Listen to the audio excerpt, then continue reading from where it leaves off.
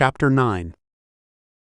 Sadia ran most of the way, and when she tired, she shifted to human form, and then she hitchhiked. She stopped on the side of the road and sat. When she saw a BMW going west, she stood and extended her arm, her hand and thumb out. That was only because it was a man and woman sitting inside. Had it been only a man, she wouldn't have accepted. She would have found the nearest wooded area and continued running and then camped, but she was in a hurry, and she wanted to get to the cabin before Damon and before Tracker arrived. The BMW came to a stop, and she ran to it. Opening up the car door, she stepped in the back. She smiled and saw the man gaze at her with a suspicious, disturbing glance. It was something about his dark eyes that caused her to shudder. She wasn't afraid of much, but he was unsettling. At first she thought about telling him no thanks but changed her mind. "Late in the evening to be hitchhiking," the man said. "Normally I don't do that, but I have to be somewhere quick. Like tomorrow." "I hear you." He turned to the girl and took her hand. She flinched, and Sadia saw her movement and smelled the fear coming from her. "Where are you going?" he said. "To the next town. I don't want to take you out of your way." She looked at the beautiful blonde girl with short hair, who appeared not to talk or was too frightened to speak.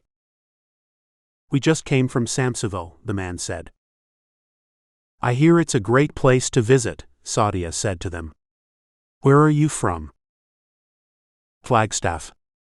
The voice liked to talk, and because the trip had been long, and Zoey hardly said anything except yes and no, the first chance he got to engage someone different in a conversation, he took it, and he bragged about his family being rich, and he would inherit a large chunk of money soon. He talked and talked. He told this stranger what street he lived on, and his name. The voice was feeling good about himself, and he was encouraged about the money once he saw the sprawling estate from the road where they opened the mailbox, and set a small box in it with Thorn's finger. If they didn't pay up, the voice had a plan.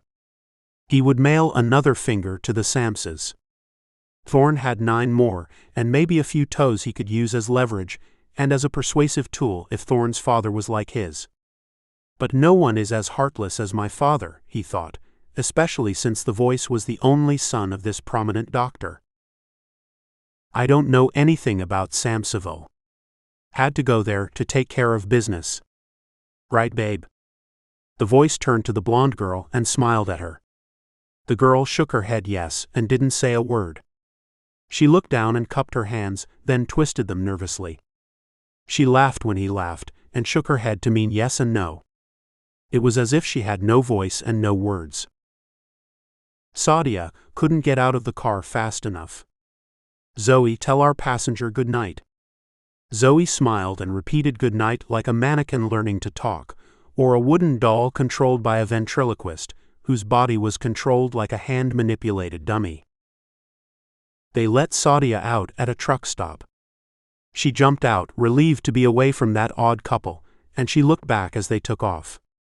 The girl was still sitting in one spot against the door, as if afraid to move, or if she had to jump out of the car. Sadia regarded the wooded area to see if she could hide. When she thought it safe, she dashed in its direction. Now she was confident that she could get to the cabin in less time than it would take Damon. Damon had to travel the highway, but she could zigzag through the forest. After surveying the area, she stood and shifted. She exited the woods dressed in jeans, a flannel shirt, boots, and a cap. She saw the parking lot filled with trucks. Looking closely, she saw only men from the diner window.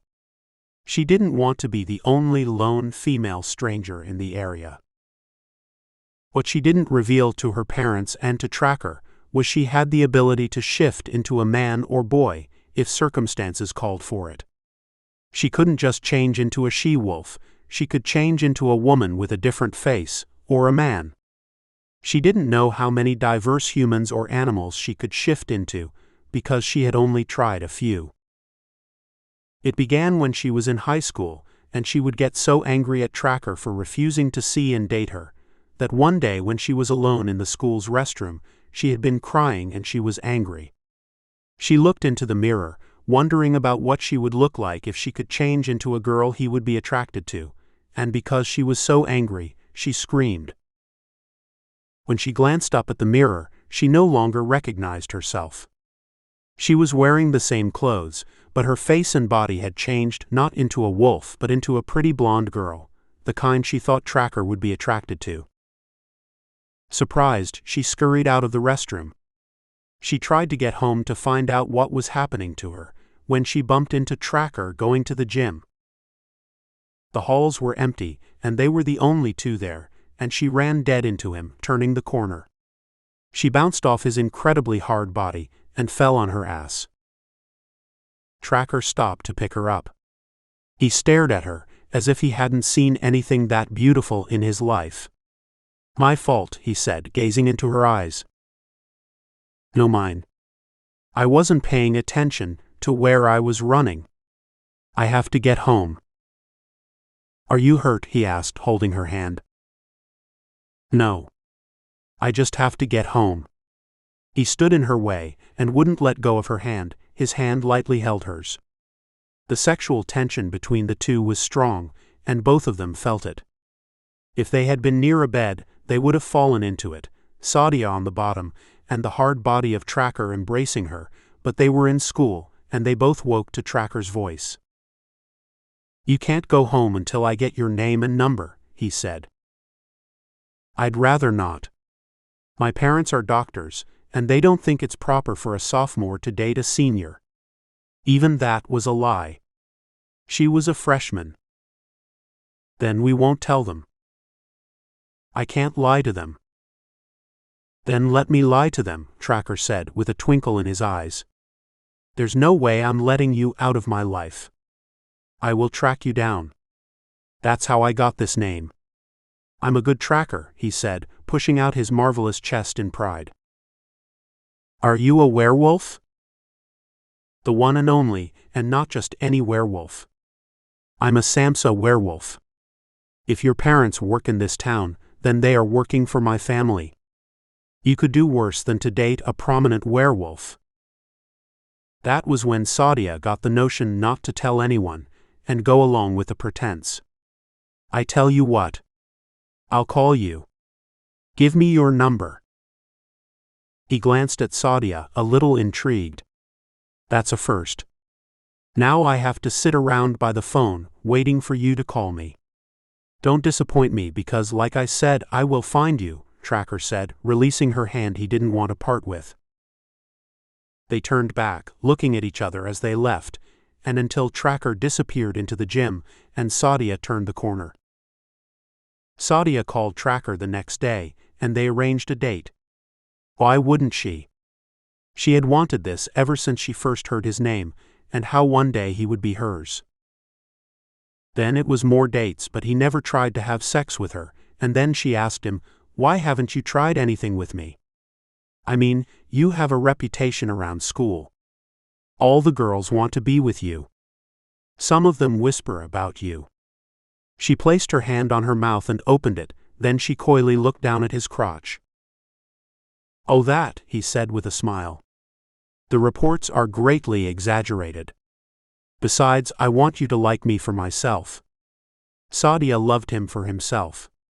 He was all she dreamed about since she was a small pup. She heard that she would marry Tracker one day, and she expected it would happen, but dreams were just that, dreams. She had to find a way to make her dream come true. "I like you too much to even ask you something like that," he said. "So you only have sex with bad girls and girls you don't like that much?" Sadia looked up at him as he held her close. "I'm not that good," Sadia said. "I know what you are. You're a virgin, and I don't normally date virgins." "And how would you know that?" "I can smell you. A werewolf can smell a good girl a mile away." "What if I were a bad girl?" "Then I would be sorely disappointed in my instincts. I can't be fooled that easy. I know what you are." But Tracker didn't know that it was Sadia standing in front of him, going to the movies, sitting in cars with him and kissing him and going out to dinner. He didn't know it was she who had enticed him at the club and agreed to go to the hotel and let him fuck her senseless that night. He had no qualms that night about fucking a virgin. Sadia finally had got what she wanted, to sleep with Tracker, her first and only love. Sadia sighed, thinking about Tracker. Now she had to think about what was ahead for her. She had to do something to get Tracker back to Samseville, otherwise she would have to be on the road looking for him, and she didn't want to make her parents unhappy as she had been doing. When she shifted and dressed to look like a hitchhiker down on his luck, she walked up to an old trucker and convinced him that she would make a good companion for a few hours. He agreed, and she rode with him as far as Claysville and got off at the diner where Zoey had worked. She needed something to eat, and hunting wasn't in her plans. Besides, it would take too long. Walking into the restaurant, she glanced around. It was quiet with only 2 people sitting. The cook came around and dropped a menu. "All I want is a steak with lots of blood." "You're the second stranger in a month that has asked for a steak like that." He stood back peering at her and slanted his head as if he could read her mind, or he was afraid of what he saw in front of him. Sadia's eyes caught sight of a poster on the wall. "Who's that?" she said, stopping him before he went to cook the steak. "Zoey. She used to work here. I lost my cook and waitress on the same day. Someone kidnapped Zoey and killed her husband Bo." Then the cook peered at Sadia and said, "I'm going back to Mexico because this town has werewolves." "There are no such things as werewolves," Sadia said to him. The cook didn't answer her, but walked around the side into the kitchen and peeped through the open window at her. Sadia stood and walked to the wall and took the poster. Sitting down, she read it. "Have you seen her?" The picture was a remarkable likeness of the girl in the car. She scanned the photo and realized it was Zoey. She was the one in the car with the strange man. The dusty bell rang on the door, and 2 men came in and sat down near Sadia. She just looked like one of the guys.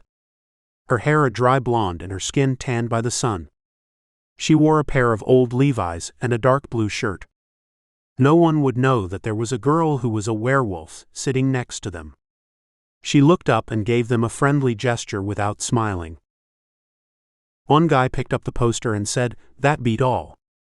This here large wolf tears Bo and his uncle apart right in front of our eyes, and then someone says Zoey ran off with a guy by the name of Tracker. It don't add up. I could swear he was a wolf one minute and that Tracker fellow the next. We were too drunk to see anything, and you were drunker than me. You were just imagining things." "Been watching too much television," the other guy said. "I remember that Tracker dude. He's the one Zoey was sweet on when he came into the bar some time ago. Heard news that Bo had shot at him. Now here he is coming back and running off with Zoey. If that don't beat all." After listening to the conversation, Sadia said, "Tell the cook I can't wait," she said after getting to her feet. She reached in her jeans pocket and threw a 20 on the counter, then rushed out of the door. All the pieces fit together, but one. Zoey was the girl Tracker was leaving Samseville to find. She was the one he had left her for. But now she wasn't with Tracker, she was with some crank who talked too much. The whole thing didn't make sense to her, but she didn't have time to figure anything out. Knowing Tracker, he wouldn't let a man take a woman he wanted and shoot him. But he can't be dead. No one can kill Tracker just like that, Sadia thought, changing clothes and shifting to a small gray wolf. She stood in the back of the cafe in the dark and started a blind run to where she thought the cabin was. Sadia would make it to the cabin before Tracker.